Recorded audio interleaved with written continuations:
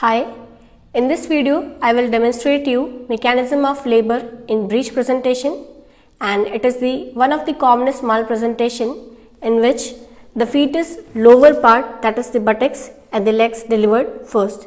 So before I start with the cardinal movements, let's see what are the conditions in which the fetus lies.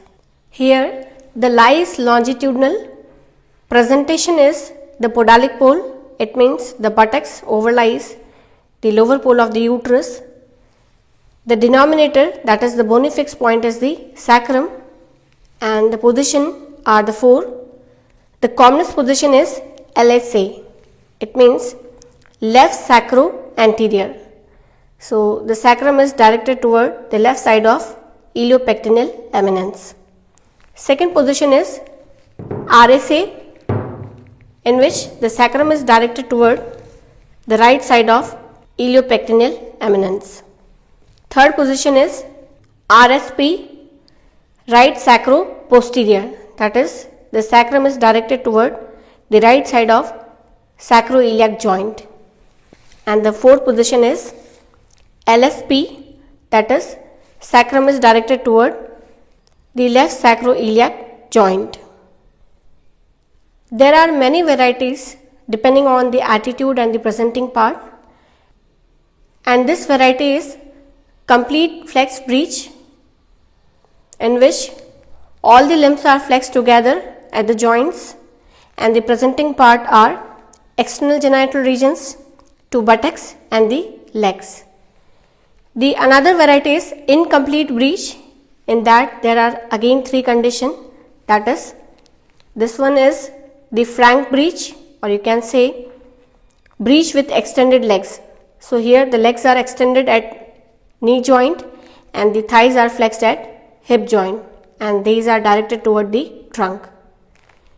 The next incomplete variety is footling presentation, and in this presentation both the legs and thighs are partially extended. And the last variety in incomplete is the knee presentation, in which the thighs are extended but the legs are flexed at the knee joint. So the knee presentation or the footling presentation is the rare one.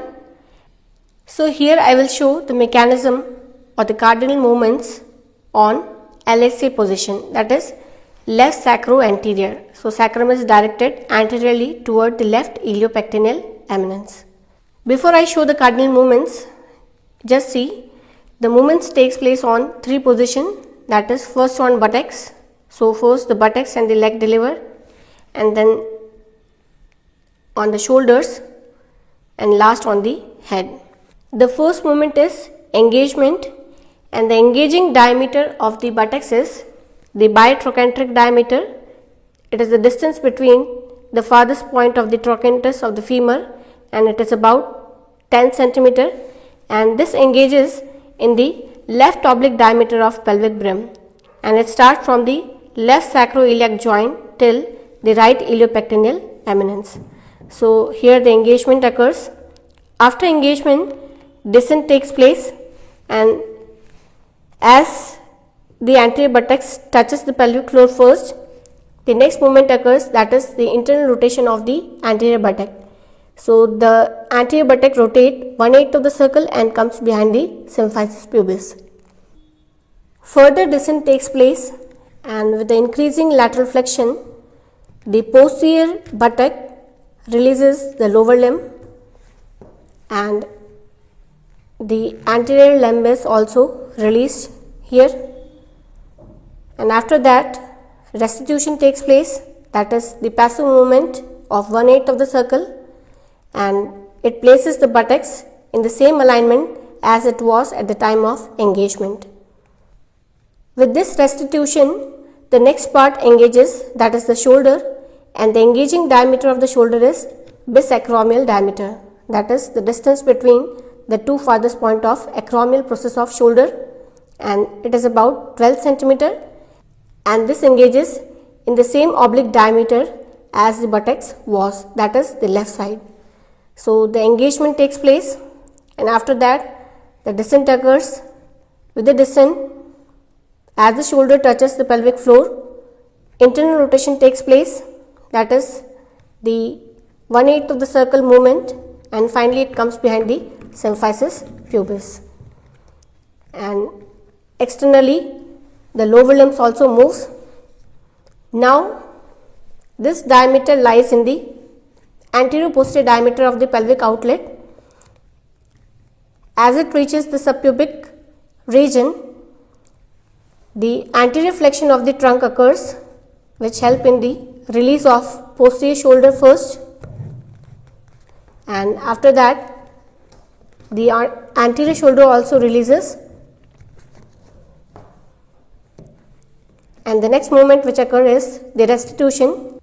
With this restitution, the next part which engages in the pelvic brim is the fetal head, but here the fetal head occupies the opposite oblique diameter in pelvic brim, that is right oblique diameter, but the shoulders and the buttocks was lying in the left side.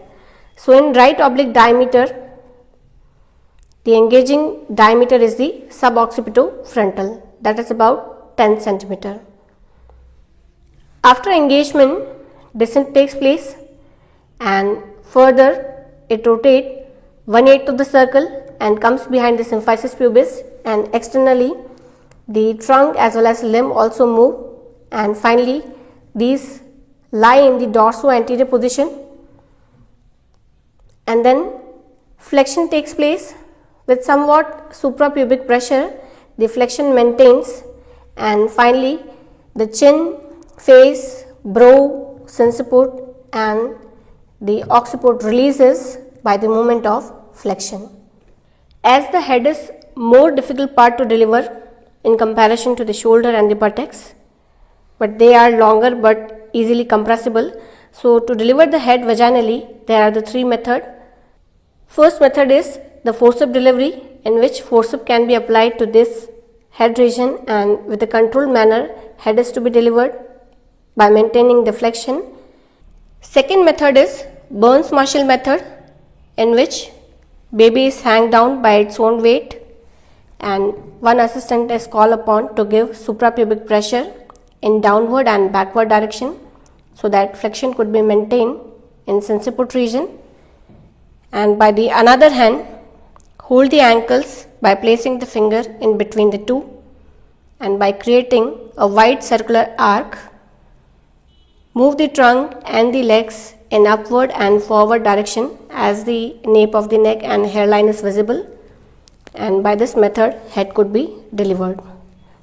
The third technique is Mauritius Melly wet technique, MSV technique, or malar flexion or shoulder traction method, in which in supinated left forearm place the baby by hanging down their limbs on either side, and place the index and middle finger over the malar bone or zygomatic bone, or you can say the cheekbones, so that continuous flexion could be maintained. And with the another right pronated hand place the little finger and the ring finger on right shoulder and the index finger on the left shoulder and the middle finger on suboccipital region, and by a steady traction a continuous flexion could be maintained and head to be delivered. I hope by this video you can easily perform mechanism of labor in breech presentation on the dummy. So thank you for watching this video. Please subscribe our channel, like the video and click on the bell button.